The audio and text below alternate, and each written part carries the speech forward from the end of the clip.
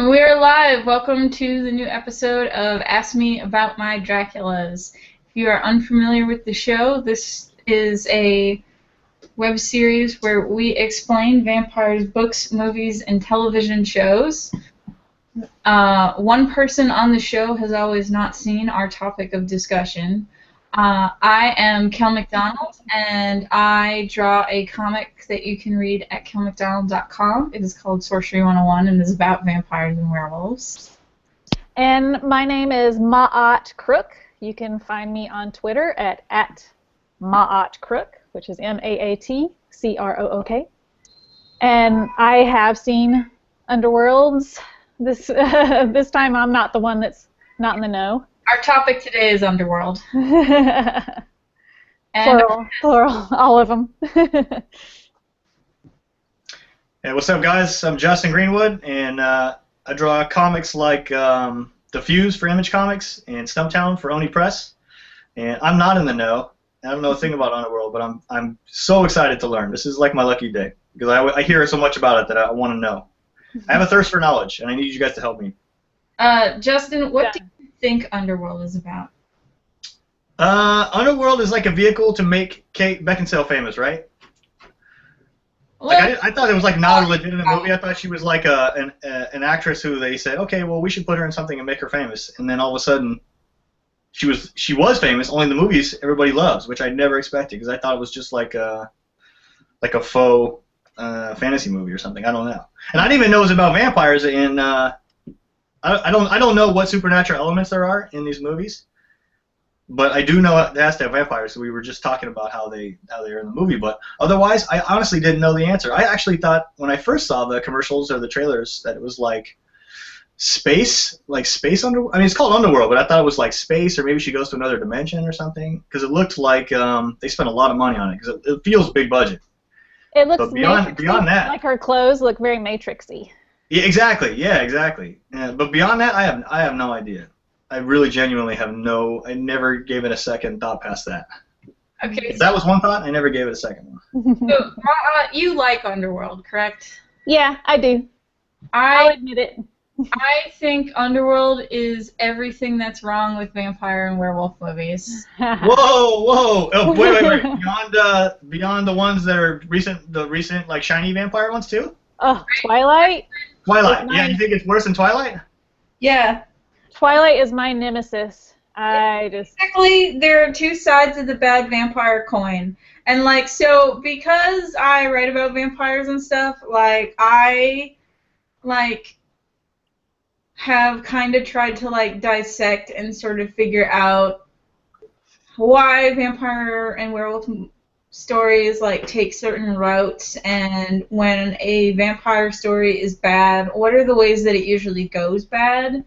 And, if a vampire story is targeted at guys, it usually goes bad the way Underworld goes bad. If it's targeted at girls, it goes bad the way Twilight goes bad. Wow, that's pretty analytical. I like that. Because, like, Underworld, they clearly decided gore was the most important thing. Gore and explosions.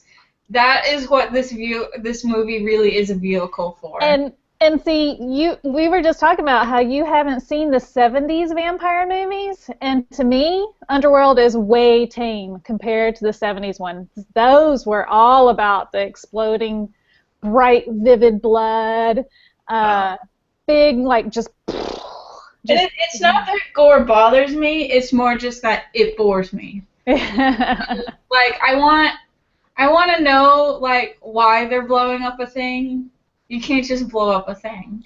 So Underworld starts out with vampires and werewolves are at war. Oh, okay.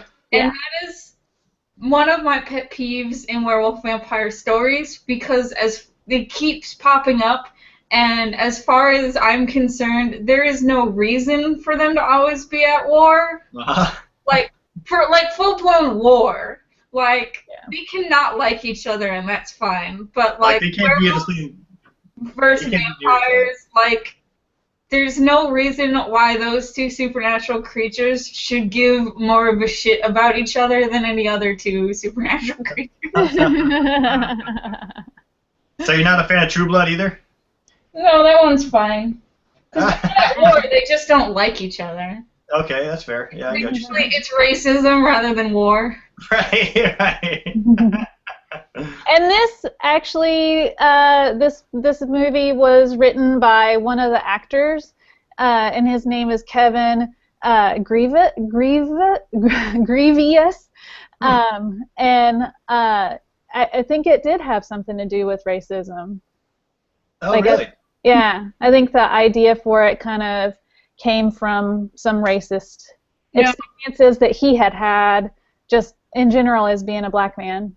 Oh, that's interesting. And then it kind of spawned this movie. It's interesting that there is a deeper reason for why he went for it, because really it looks just like he played a lot of White Wolf RPGs.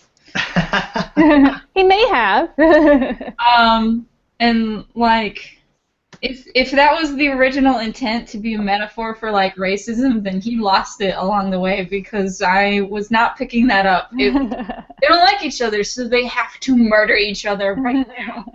And it's to the point where they've been at war so long they don't even remember why they're at war. And the vampires think that the werewolves are almost extinct.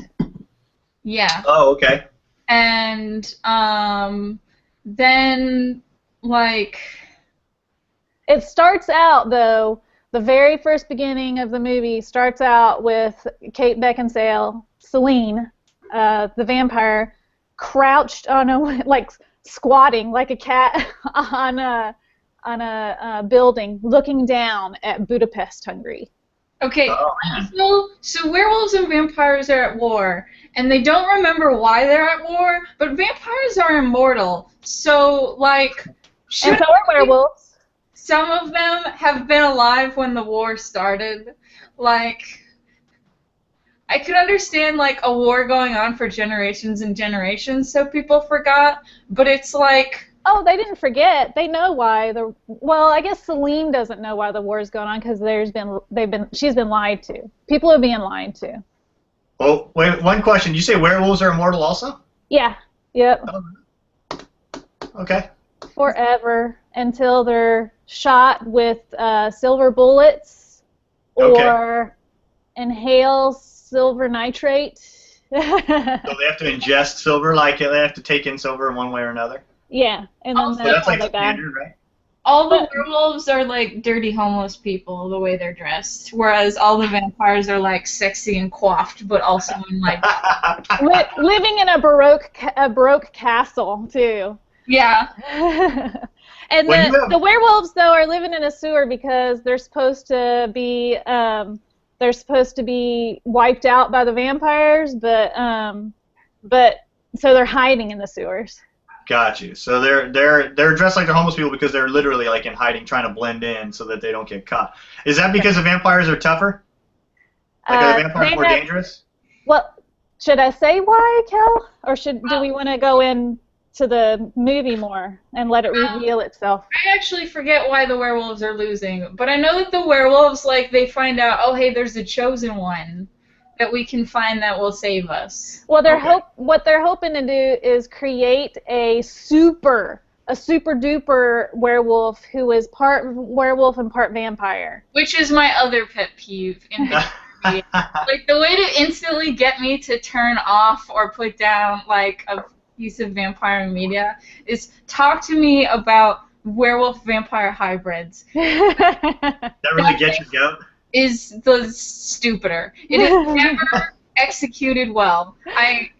Oh, yeah. In theory, I think, like, in theory, this idea could be good, but I have never seen someone go, yeah, let's do that, and then do it well. Right. Like, I'm usually a big proponent of there's no bad ideas, only bad executions of ideas. Right. Yeah. Yep. But I have yet to see a good execution of this particular idea. And in this one, it's kind of hilarious, the execution. I'll admit that. As we're breaking the story down, just to give me a sense of it, I Okay. mean, does it take itself? Does story take itself pretty seriously? I mean, like, what's Very the? serious. It is. Everything is the most serious you have ever seen. It's not like Okay. it's not like Evil Dead where they know that they're making jokes and they know it's stupid. But it's not campy. It's not campy at all. It really feels like it was inspired by The Matrix. There's a lot of that action stuff and slow motion shots, and a lot of she does a lot of falling. Well, actually, a lot of her and the person that becomes the hybrid. They do a lot of falling and landing on their feet like nothing. Oh, I gotcha. And it's impactful when they land, probably too, right? A little bit, yeah. The Like you ground's land on the camera a lot, like boom, boom, like, Yeah. or- Yeah, and then they just jump up, bounce a little bit, and that's yeah. No matter what the height is that they fall yeah, from. yeah. But also, there's like I see inspiration from Fight Club. I see inspiration from Caddyshack. Caddyshack. Yeah, there is.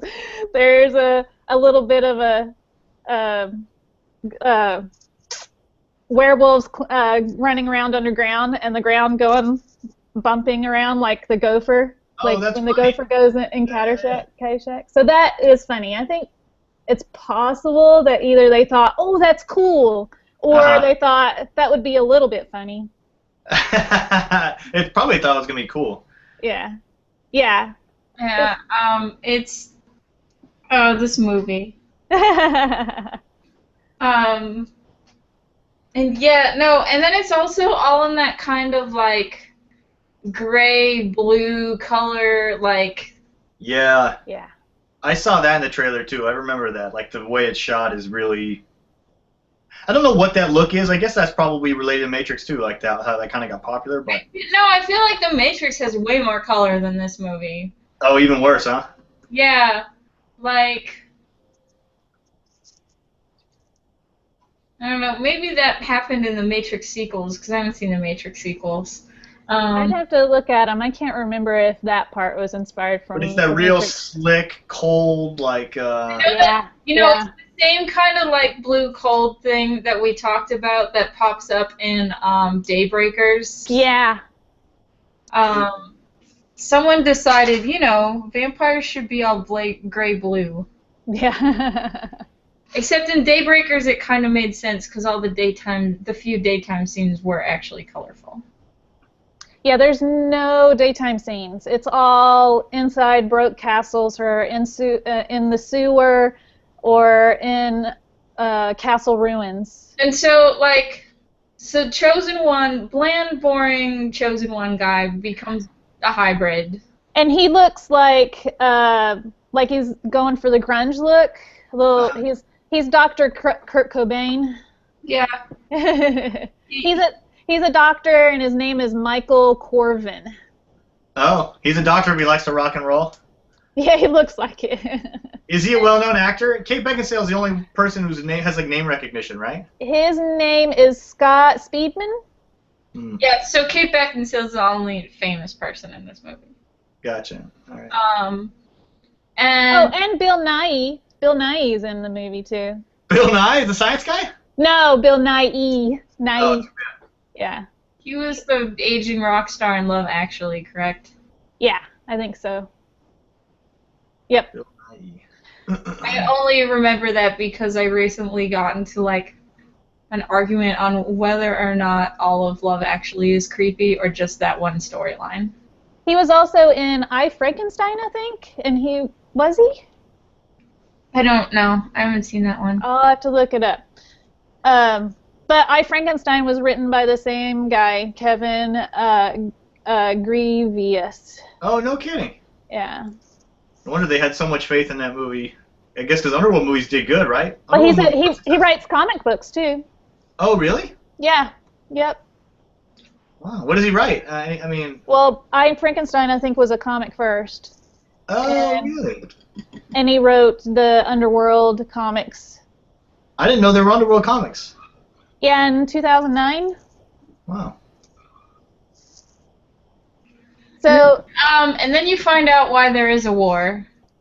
And it's because, like, head of the Dracula's daughter hooked up with a werewolf, and Well, he's racist. So it goes a little bit further than that. Like, so there was the first immortal born, Alexander Corvinus, and he had 2 sons who were also immortal. But one son got bit by a bat, and one son got bit by a wolf.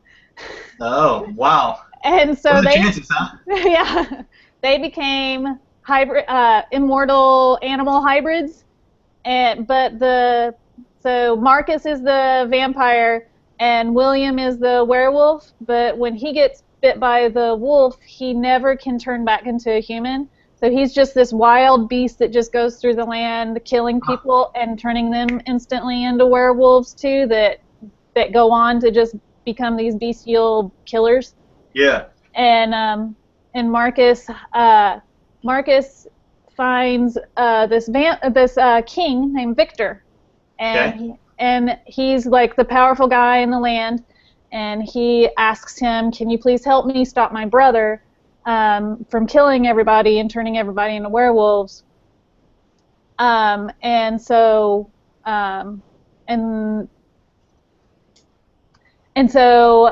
Victor does that. This part at all. I just remember the werewolf hooking up with the daughter and the dad getting mad. And well, that's Victor. Victor is the dad, and so he does when from William's werewolves. Marcus is born. He's this human-looking baby born out of these werewolves that never turn human again. And Victor raises him as a slave, basically, and well, definitely as a slave. And Marcus, the slave, falls in love with Victor's daughter, and she gets pregnant, and Victor finds out about it and kills his own daughter. Whoa. Okay, so that sets off a feud. That'll get things rolling, right? Yeah. So when Marcus gets away from Victor, then that's 600 years or so of the vampires trying to destroy all the werewolves. And so part of it is a vendetta. Mad that his daughter got knocked up. So it's 100-year war because one guy's mad his teen daughter got knocked up. Well, he probably looked at it like it forced him to kill his daughter in a sense, right? Like he feels like his hand is forced, you know. He does blame Marcus for the death. Is this saying this is a really dumb reason for 100 years war? Yeah. How about 600 of them? Yeah. One more question: Did the setting of this movie, is it alternative universe or is it like our history, our world? Like this is all going on. Like apparently normal people don't notice all these vampires jumping around. Yeah. Okay. Yeah. All right. But I think because of the movies, then eventually the humans do find out about it in one of the sequels. The humans go, all these vampires and werewolves are around. That's bad news. So that comes up in a later sequel. That's interesting. I guess Underworld, I had thought it was, I don't know. I didn't realize it was all taking place in the current day. I was really misled. I feel misled. Current Budapest, though. So it's current Budapest even. So it's a place that a lot of people here in America wouldn't know about that. So it seems a little otherworldly for American culture. Yeah. Interesting. Okay. All right, I got you. I'm with you. So all these. And by the way, werewolves are called lichens. I've seen that a lot. What is that? That is from World of Darkness. Like that's a World of Darkness RPG thing. Oh, okay. That's basically, that's why I said he played a lot of World of Darkness, which is also where vampires and werewolves are at war. Okay, yeah. To the point where actually White Wolf World of Darkness ended up suing Underworld for copyright infringement. Oh, wow. Okay. But it seems like I've heard lichens even in pop culture separate of these movies. At least maybe I thought they were separate of these movies. Maybe the movies are so popular that it just kind of stuck. It might also just be that White Wolf is really popular. It makes me laugh because all I think about is the fuzzy green stuff that grows on rocks. Yeah, right. You think of moss, single cell organisms. Yeah. All right, so the lichens, the vampires are hunting the lichens, and All right. Celine, Kate Beckinsale, is a vampire warrior, death dealer. So she's following the werewolves. The werewolves are following Michael because Dr. Kurt Cobain. Let's just call him that. Dr. Kurt Cobain. All right. Because he is actually a relative of Alexander Corvinus, and they think that the Corvinus family one of them must be able to become a hybrid. Mm. So there's a lot when Celine and the other vampires follow the werewolves, following Dr. Kurt Cobain into a subway. A big battle breaks out with guns. And what kind of guns? We talking like M16, like real guns, or are we talking like some kind real of guns? They're as far as I know, they're real guns. Like silver bullets in them, but they're bullets and UV light bullets for the vampires. Oh wow, that's a neat trick. That must be expensive. Yeah. Yeah. Maybe that's why they're all homeless. They spent all their money on UV bullets. Yeah. You try buying more than 10,000 UV light bullets, you're gonna be out. How do they even do that? Even in the movie, they go, I don't know how they're doing that, but there it is. They're like, I don't know. I've seen other shows do the UV bullet thing too. And at least when True Blood pulled that out, it was like government special-made task force for killing vampires. Did True Blood do that too? That's interesting. They did that at the end. Not to go too much off topic, but while True Blood, I appreciate that when True Blood does all this ridiculous stuff, their approach to writing these dumb things are... There are no wrong answers. We're just going to throw everything at everyone. Right. Crazy as possible. You get a sense that they're aware of what they're doing. They're just like, whatever. Yeah. So Michael runs away, and then he gets away. Celine saves him, realizes, hey, the werewolves are following this guy. I wonder why. But then also she follows one of the werewolves deeper into the subway, and comes across Naked Werewolf Fight Club. Oh, that's the best, right? Now we know who their audience is, at least. Hey, is Michael dreamy? What's the vibe like? Michael and Kate Beckinsale, they look like, we're talking love interest kind of thing here? Or what's totally gonna hook up, but he is not that dreamy looking. He kind of looks greasy. He looks a lot like Kurt Cobain. He's got the little dimple in his chin. Oh, he really does look like Kurt Cobain. Shaggy hair. Okay, all right. A bit. Like the dimple in his chin and the shaggy hair. Like a really medically smart version, though. I don't know. The medically smart part doesn't come across at all throughout the movie. Whoa! Let's go study some more. Dr. Kurt Cobain might not be a very good doctor. Okay, sorry, fair enough. So they're on the run, and they come across Naked Werewolf Fight Club. Wow. And then Kate Beckinsale and Dr. Kurt Cobain, they fall in love because movie. Yeah. There's really not that much build up to it. It's just like, hey, we're both leads of the opposite sex in this movie, so we're in love now. Yeah. Wouldn't that be taboo? Because she's a vampire and he's... That's where the drama comes. Oh, yeah. It's true, yeah, because Celine wakes up Victor, because in this world of vampires, there's 3 leaders of the vampires, but because they're so powerful or something, they've made some agreement that only one of them leads at a time and the other 2 go to sleep. Which puts more flaws in this ongoing war plan, because it's just Victor's beat, and he's going to sleep for a really long period of time. Yeah. The other 2 people that are in charge be like, I don't know if I'm down with all this Just hunting werewolves because that guy's mad at someone.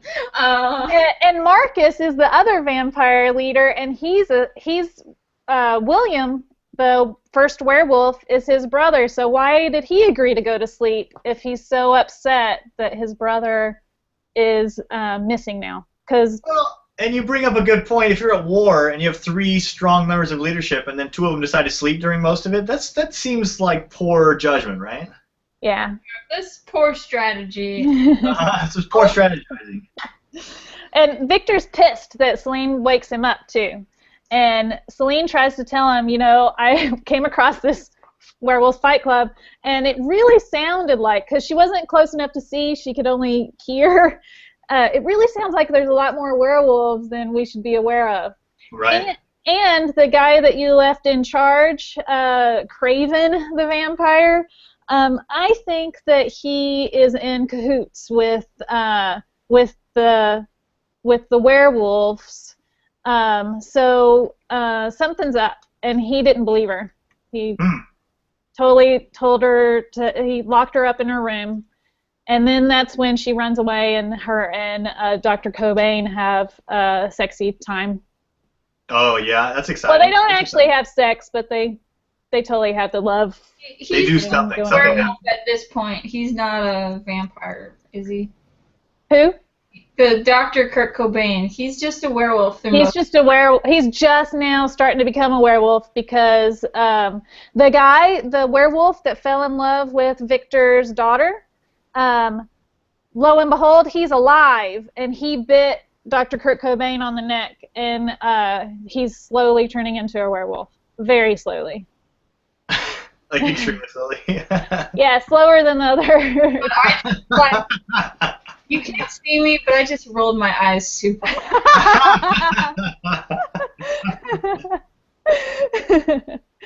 Oh, and they have so Amelia is the vampire that's in charge right now, and apparently she's been away. I don't know where she's been, but she comes in on a train, on a vampire train, and gets slaughtered by a ton of werewolves.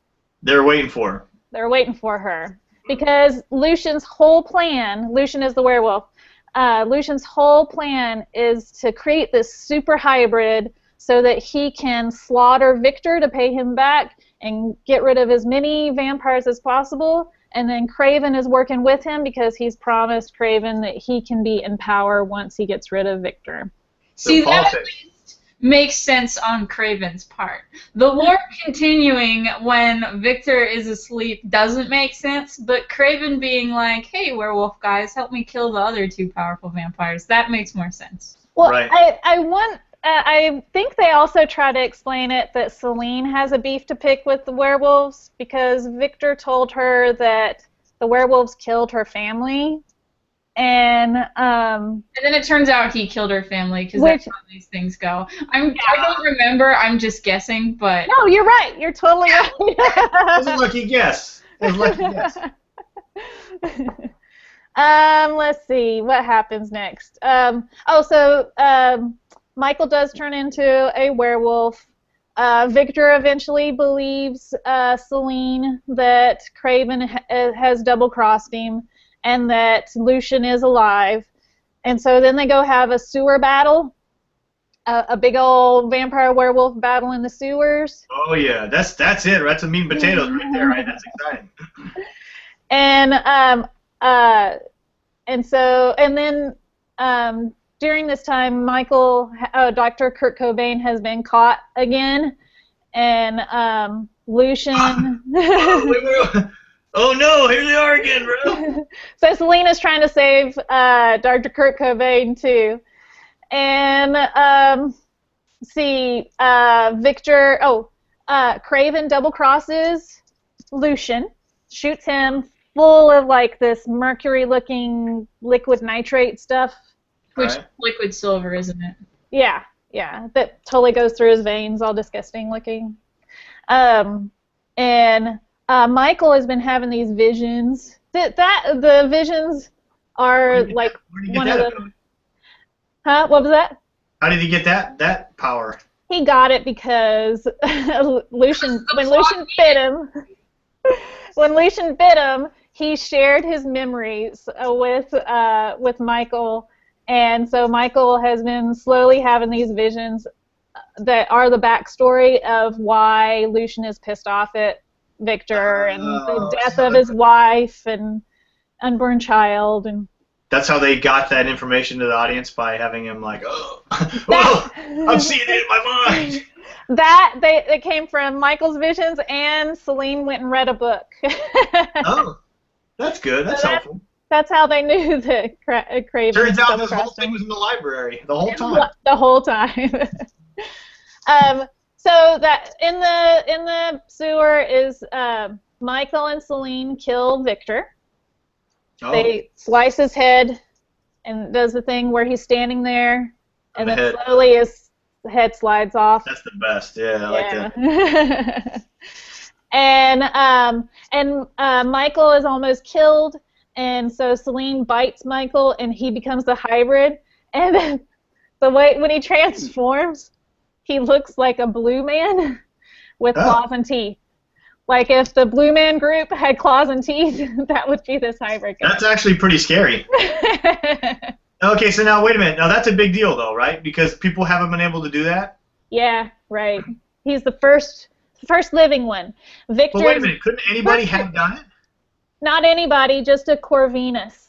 It's a relative of Alexander Corvinus, the first immortal. It has to be the relative.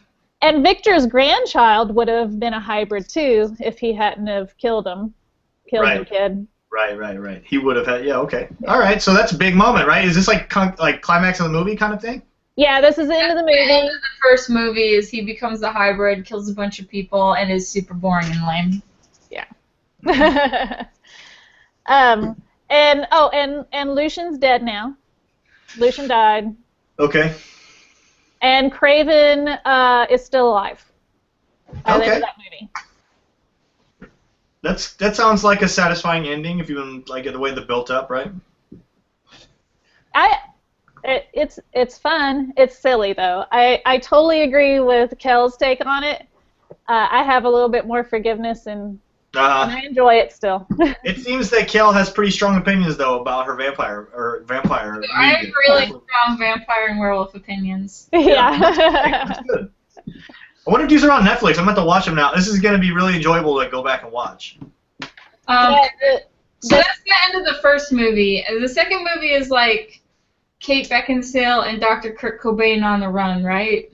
That, and it's also where you get the Marcus and Lucian origin stories. So you find out about Lucian being born, and you find out, you see the relationship more of Marcus and William a little bit. You actually get to see Marcus. Craven goes. Cool looking?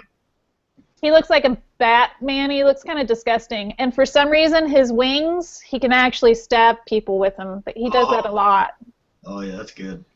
Is it cool? I mean, the design work, is it good? Is it interesting? Like, are they, I mean, like the creatures look cool and... For early-ish 2000s, I think the monsters are fairly well done. It's one of the things where to save on budget, they put a lot of stuff like in shadow. There are a lot of werewolf, like full-body werewolf shots. Like someone in a suit. Yeah. Sounds cool. And you see full-body Batman. Yeah, that sounds good. Marcus. All right, so we found the backstories. The couple's on the run. Yeah, they're on the run. I think still maybe in Budapest. No, they're out in the country somewhere in Hungary. They're not in the city. They're on the run. They can't stay in one place for very long, right?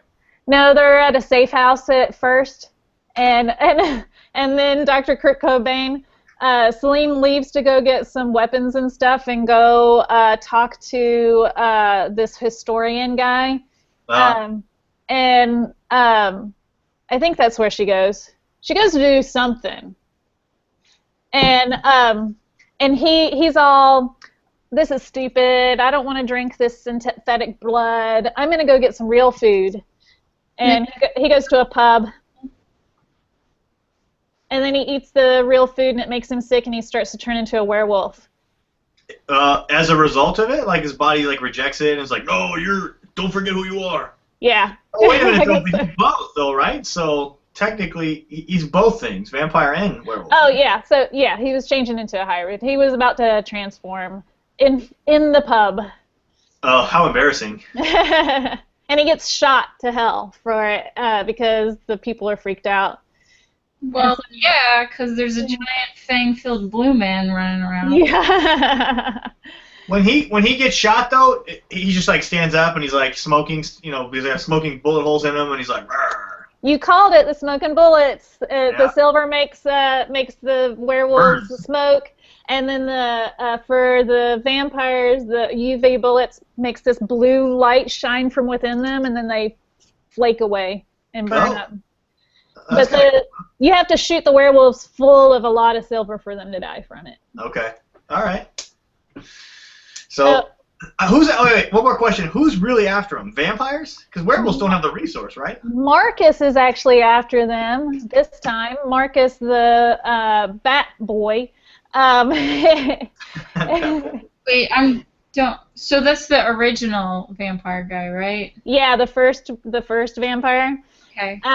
And he's after them because Craven goes to kill him, so now that Victor's dead, he's gonna go kill. And Amelia's dead, he's going to kill Marcus so that he can have the ultimate power over all the vampires. But Marcus kills him and bites his neck. And here's something we didn't talk about. This is a stupid part. When they drink a vampire's blood or someone's blood, they gain these people's memories. So Marcus bites Craven, the betrayer guy, and gets all his memories and realizes what he's done, and also learns about Victor betraying Marcus, that Victor had imprisoned his brother William, the first werewolf, and that Victor has been lying to Marcus this whole time. So now he's pissed, and he finds out. This is so stupid. Let's see how we put this exactly. I don't remember the second movie. There's some keys. It was in the first movie where Lucian was wearing this necklace. And that's how Celine knew that, I think this is Lucian, because he was wearing a necklace. Turns out the necklace is one of two keys to get into William's prison, to set him free. So Marcus, after drinking the blood, gets these memories from Craven and goes, I'm going to go get those keys. And the second key is in Victor, in his chest. There's a big metal disc inside of his chest. And we find out about that I was going to say, how do you know that? Alexander Corvinus is alive. And he apparently rides around on a big giant ship.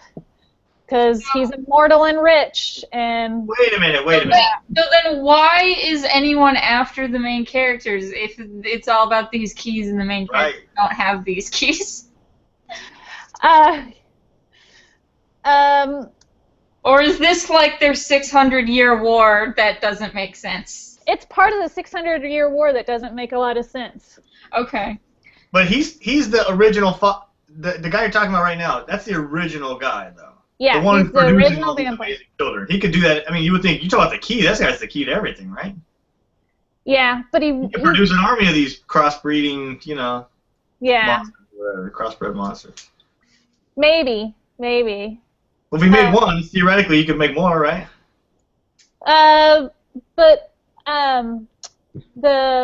Alexander, the immortal guy? Yeah, he could, but he's a pacifist now.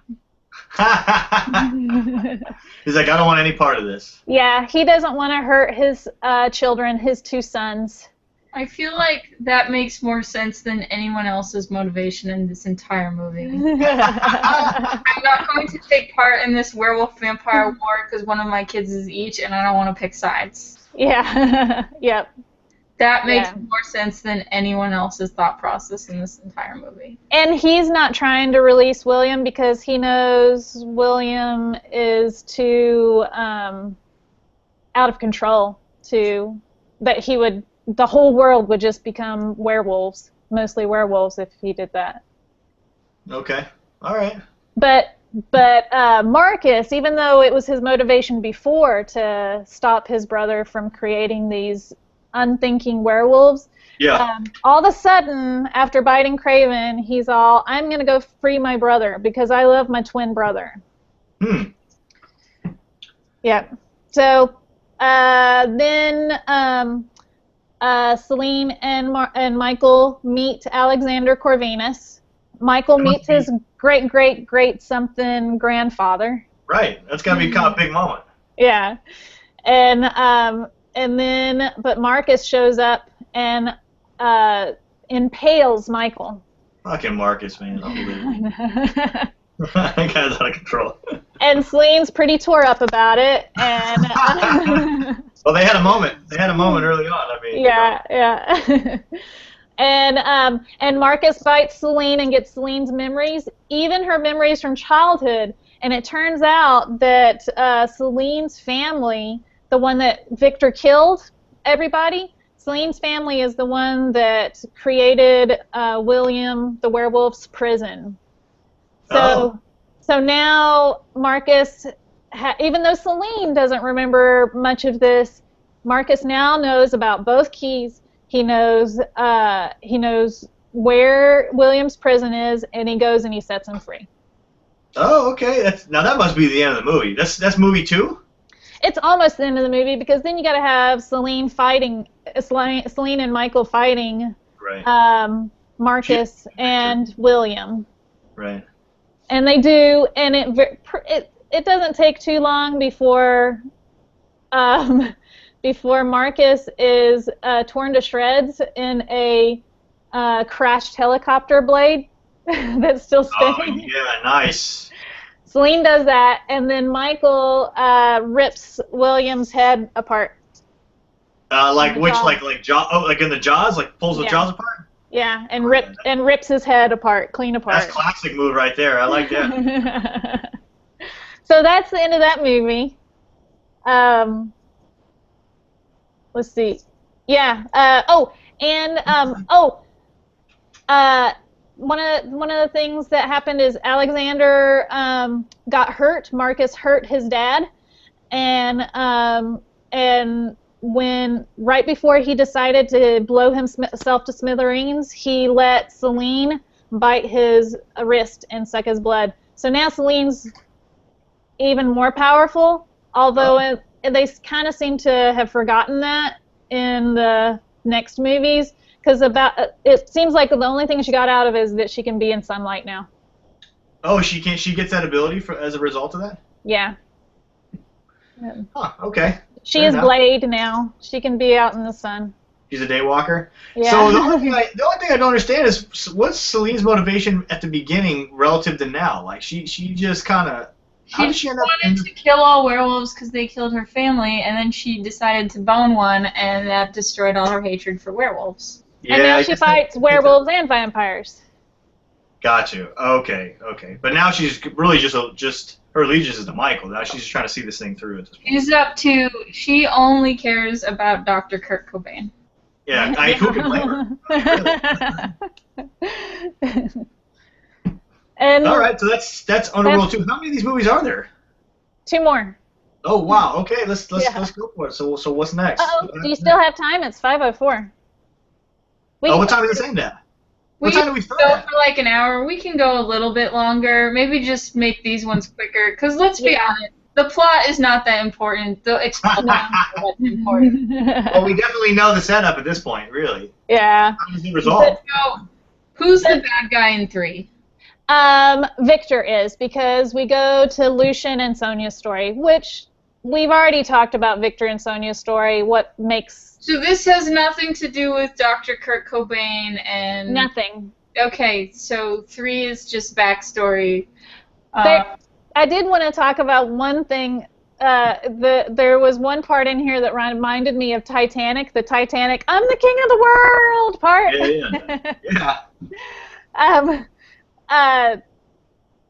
What's his name? Lucian, the werewolf from the first movie.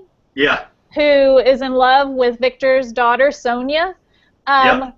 They've been meeting underneath Victor's castle in the tunnels underneath the castle. They've been meeting up and totally getting the sex on. Whoa, Underworld sex. And apparently there's a big cliff underneath the castle for some reason. And there's a cliff underneath the castle. Yes. Yeah, you know, it's really sad. It's a really strong castle. It just has this one structural flaw. There's a big cliff right underneath it. And there's a part while they're having sex, and Sonia is on top, and Lucian hangs off the cliff like this. It's all woo while they're having sex. Those vampires are so crazy. Those vampires. She's a vampire and he's a werewolf. So yeah, right, double whammy.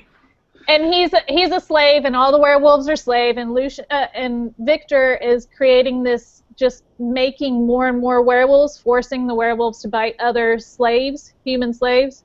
Go ahead and yawn. It's boring. He's making more and more slaves, and Lucian is like his pet. His pet. So so we know that in that one that Sonia gets killed, she's pregnant, and Lucian vows to pay back, give Victor some payback. So it really is like a kind of a fleshing out of the backstory and really showing that backstory. Yeah. So the fourth one is totally different than all the rest. This is. I thought it'd be like a For All the Marbles kind of big moment. It kind of. I guess they kind of did think it was a big moment because, now that Michael has shown himself to the people in the pub and all the battles in the subway and the sewers and stuff, humans have found out that there are vampires and werewolves. Way to go, Michael. I feel like we're heading into a big resolution where they have to come together. I feel compromise coming. This is not good. Not good. Not good. And the humans rise up and they they go in and they find all the vampire clans. They find all the places where the werewolves are hiding, and they have tests to see if humans are an immortal creature, and they kill everybody that they find. So now the vampires and werewolves are both on the run. Oh yeah.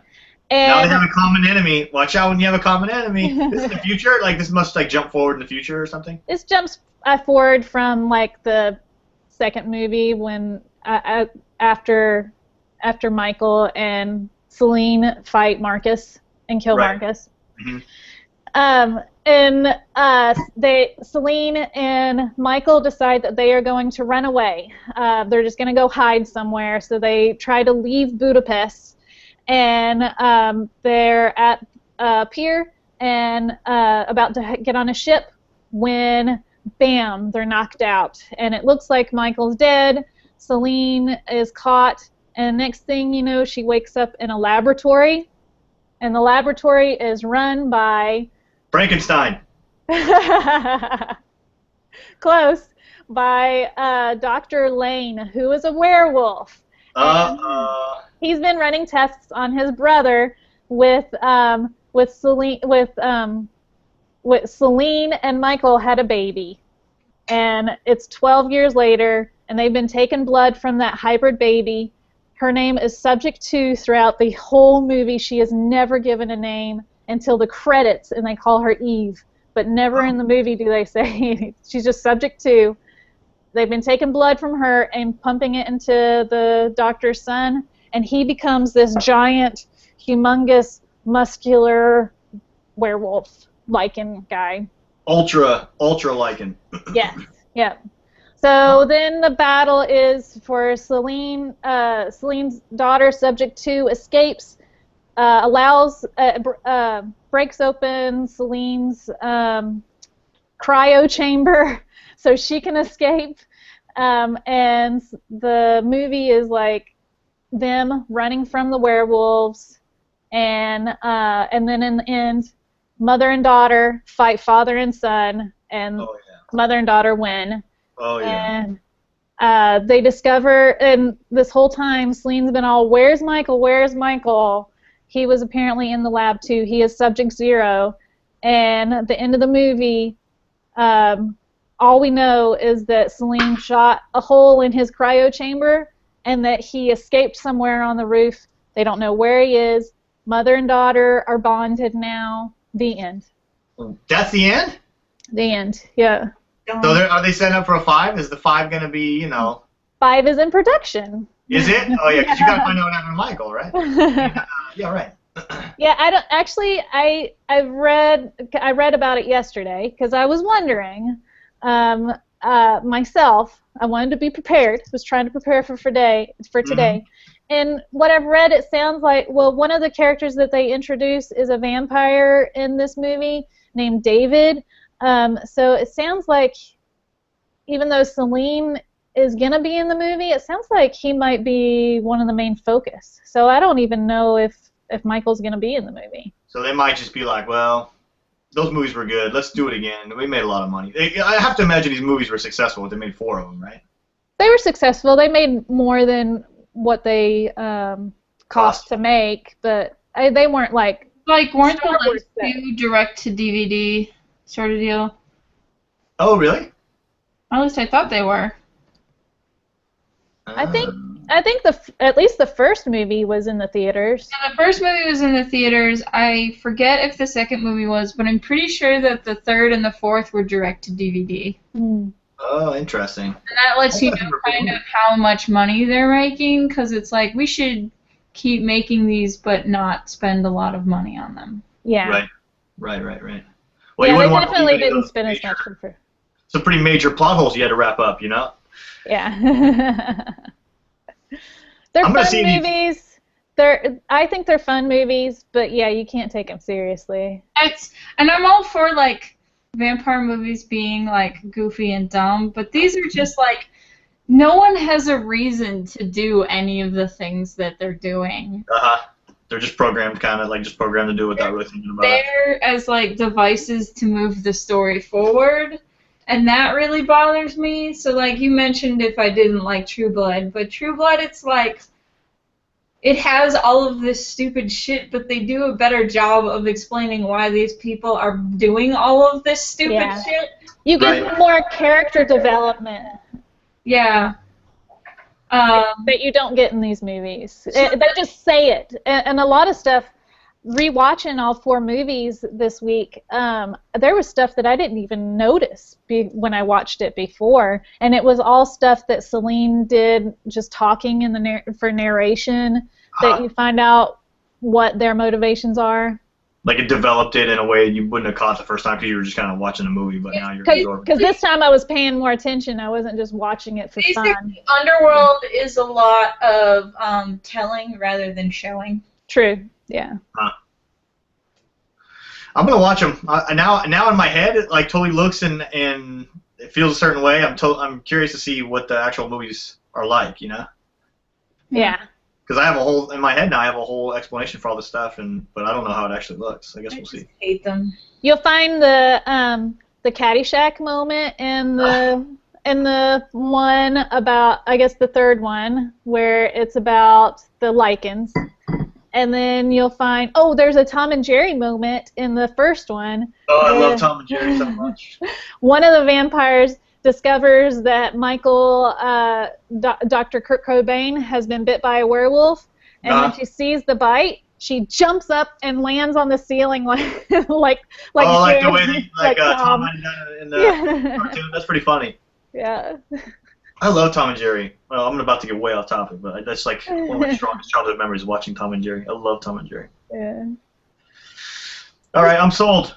Okay. I'm gonna watch Underworld. I need to know. I need to see this for myself. I need to understand this for myself. So my rate, I just hate everything that Underworld stands for as far as horror movies. Kel, how many of these movies did you make it through? I mean, obviously you had strong opinions about them. Did you watch all 4? Oh, I watched the first one, and I think I watched the second one, but I don't remember anything about it when I watched them. And I usually remember Yeah. the amounts of details of stuff. Like Ma usually rewatches the thing that we're talking about, and I usually have go in to. and talk from memory. So the fact that I don't remember a lot of Underworld tells you how much I didn't like it. Right. But it means that it's not so much I didn't like it, I was just bored by it. Like, this isn't Hemlock Grove level of dislike where I can't... Okay, yeah, I said this in the Hemlock Grove episode, but if you enjoy Hemlock Grove, we can't be friends. That's awesome. I've never seen Hemlock Grove. That made me angry. That's how bad it is. Her telling me about it made me angry. Yeah, no, it's you can go watch us explain it in an earlier episode, but it is. I was angry about it for like a month after I saw it because that's how bad it was. I was offended. By how bad it was, and by all the racism and sexism in it. But like, Underworld is just like, it's so by the numbers a vampire werewolf action movie, and there isn't really a rhyme or reason for any of these things. And it just seems like there wasn't really any thought put into it. Yep. And interesting. Very interesting. Hemlock Grove is a Netflix show, right? That's like a Netflix original? Yeah. But yeah, and so, like, there are other, like, kind of bland action movies with vampires and werewolf in them that all fall into kind of the Underworld sort of deal. Like, there was a werewolf book that I enjoyed in middle school, had a movie come out, like, right after the Underworld movies came out, and I got annoyed because they basically took a book I really like and turned it into not Underworld. Just not Underworld with the serial numbers scraped off. Right.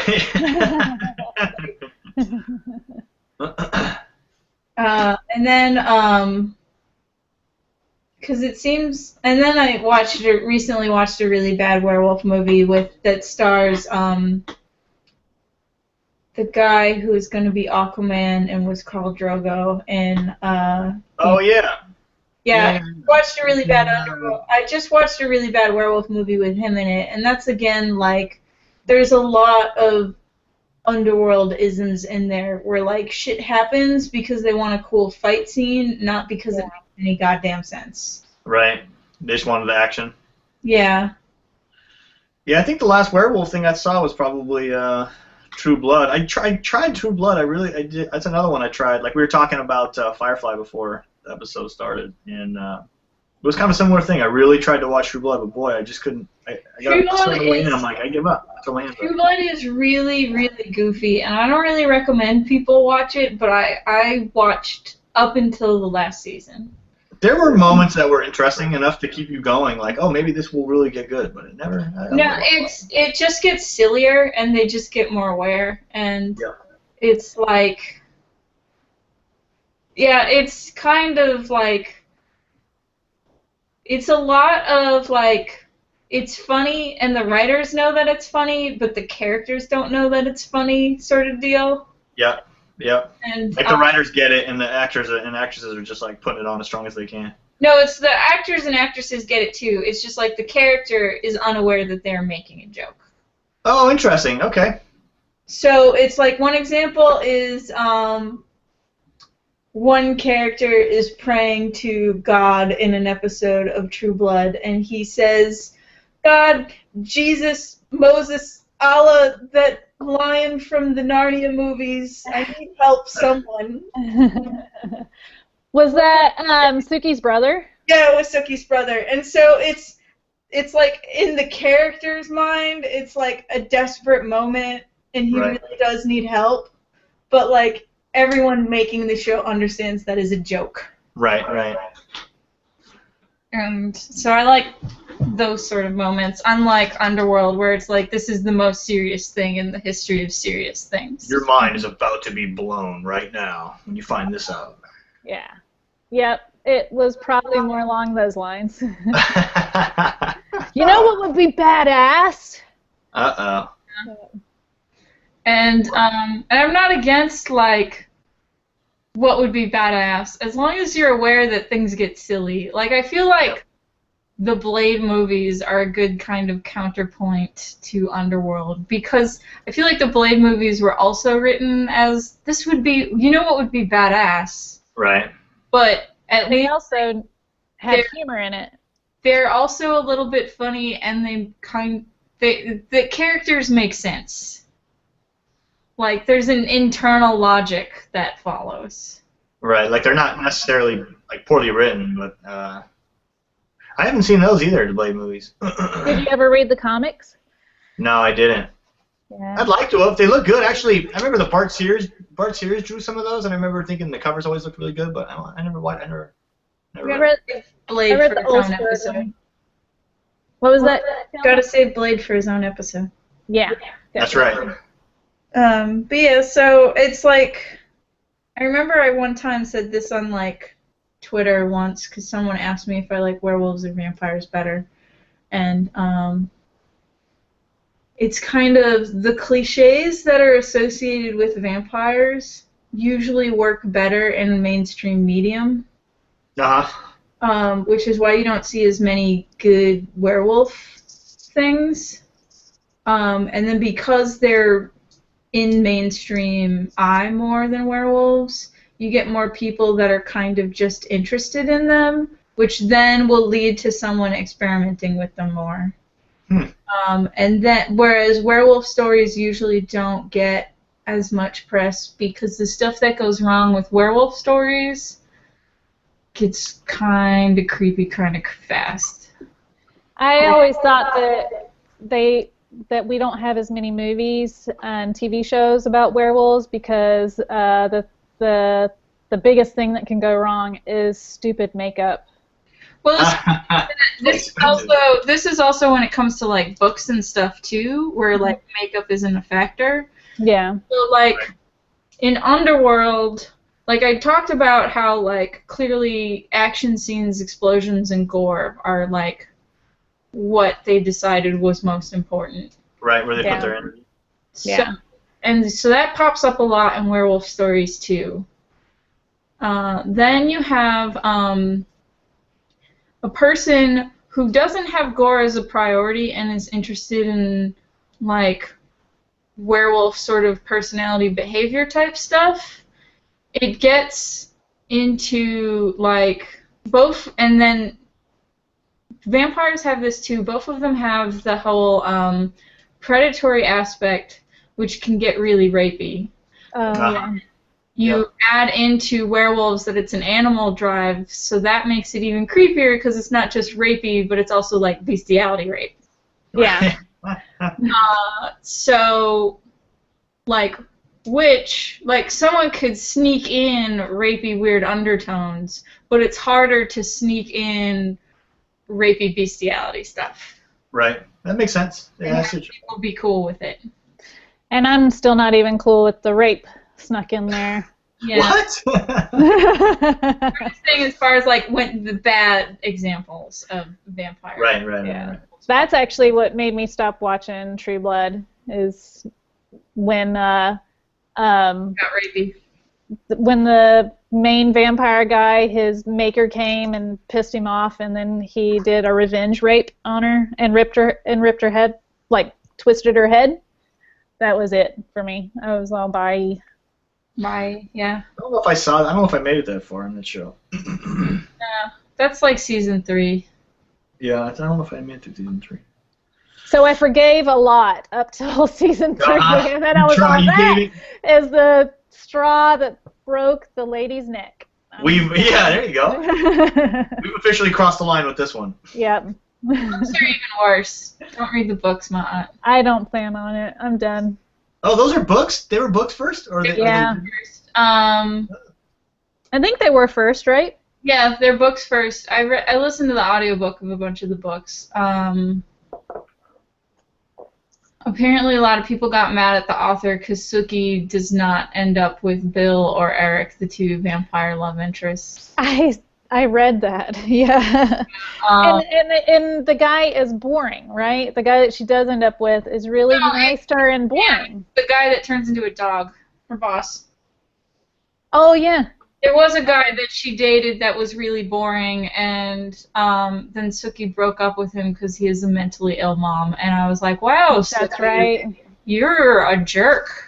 It was basically Sookie will put up with her boyfriend raping and physically abusing her, but this other boyfriend having a mentally ill mom, that's too much. Yeah. That seems like some strange writing. That was in the book or in the show? That was in the book.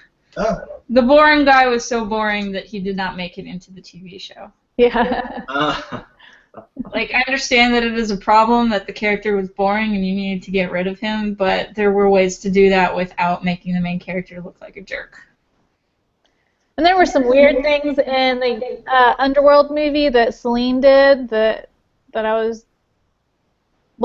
before the relationship, she broke into his apartment. So I guess that's not that's still stalker wrong. Yeah. Invading someone's property, but she wasn't in a relationship at the time, so I guess he was also enemy combatant. So. Yeah. Yeah. It was okay when they were enemy combatants, just not like his girlfriend or whatever. Yeah. Yeah. So, yeah. But she did. I can't remember what she does do, but she does something weird that I wrote in my notes. Not such a nice thing to do as a girlfriend. Right. Yeah. And then I read these romance novels about werewolves that were really funny, but started out to have kind of some of that creepy, weird behavior. But then in the 2 sequels, the author clearly became aware that that was unacceptable. And so it was interesting because it was the first book is sort of standard fare, so the werewolf is watching over the lady that he likes from the woods or whatever. And then and is kind of following her and doing other weird stuff that's not okay. And then the second follow-up is the person doing all that creepy behavior is the main character and is a girl. And is, so it's a werewolf girl making moves on a human dude and doing all this kind of creepy behavior and catching herself and being like, this is not things I should do. Right. And then the third one was... once again, human lady and werewolf dude, and the human lady was on the run from an abusive husband. So kind of the main conflict in their relationship is the werewolfy things that he was doing instinctually were setting off her abuse red flags. Mm-hmm. I found my notes, and it wasn't that she was doing anything abusive in the relationship. I just kept noting that every time they made out, every time they had sex, it was at really weird times where they were gonna die at any moment, but hey, let's just take this few minutes and make out. Hey, nothing gets the blood pumping like death right around the corner, you know? Hey, yeah. That just supports my theory that everyone does things because why not? Yeah. Because that's the reason. Because. There was one part too where this is right before they have sex when Marcus is trying to kill them and they go, let's just go in this barn and have sex, or warehouse and have sex. It's daylight and Michael gets his claws out and pokes them into paint cans and throws paint on the windows to block out the sun. And I wrote, "Aw, so romantic." Yeah, we wouldn't want to lose discretion in this exciting time. Michael's a gentleman. Right. You know, Kurt Cobain, Dr. Cobain's a gentleman when you get down to it. You know? Yeah, totally. Yeah, his grunge persona is just a facade. Yeah. Well, you can tell he's a big sweetheart at the center. You know? Yeah. All right. All right. We're good. We can wrap it up. We've covered Underworld. Yeah. We've covered Underworld, this blar, blandness. Yeah. All right, you guys. It was good talking to you. Yeah. Good talking to you, Justin. Thank you for being on the show. Yeah. Thanks for having me. It was fun. It worked out good. What's your Twitter so I can tweet that you were a guest? Oh yeah, my Twitter is JKGreenwood_art. Yep. If I remember right. Hopefully I got that right. Yeah, If you you guys got want to check out my art, you can see it at justingreenwoodart.com. But I think you probably pull it from the Twitter though. Greenwood Art? Yeah, justingreenwoodart.com. JK Greenwood Art. _art, yeah. This is in Twitter? That's Yep. on Twitter, yeah. Yeah, so is there an underscore between JK and Greenwood? No. No, it's JKGreenwood_art. Okay, cool. I think. I hope that's right. Yep, that's right. I'm looking at it right now. Alright, cool. I will tweet this link shortly. Thanks everyone for watching. Bye. Thanks, you guys. Bye. We'll see you guys soon.